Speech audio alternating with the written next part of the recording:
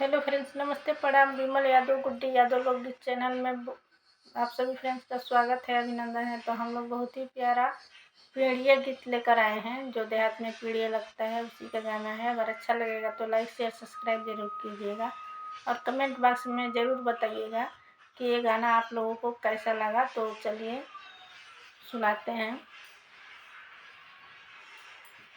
गौरा के टूटा ही मड़ाइया तो शिवाइले पाहुन होरा। गौरा के टूटा ही मड़ाइया तो शिवाइले पाहुन होना।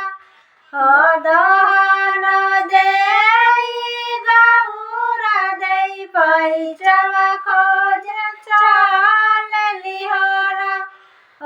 दहन देई गौरा देई पैचवा खोज चाल लिहोरा। ऐसन नगरिया बस लोग पैचवा ऐसन नगरिया बस लोग पैचवन देला होरा। काढ़े गौरा गला में के हार बांधे धइया मेरी होना। काढ़ी गौरा गले में के हार बांधे लाई गईले दिउली सचाउर हवारी घिउवा मोर सोना। आई गईले दिउली सचाउर हवारी घिउवा मोर सोना। राची राची जेवना बनावे तो शिवा के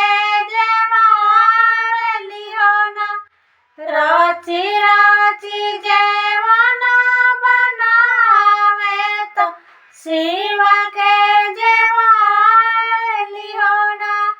जब शिवा जेवाई गई ठाले सगारवा निरखल होना।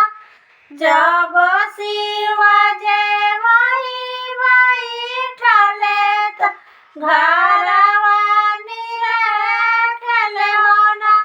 गौरा के घर देखी छूछा जेवनवा बड़ी उत्तम होना।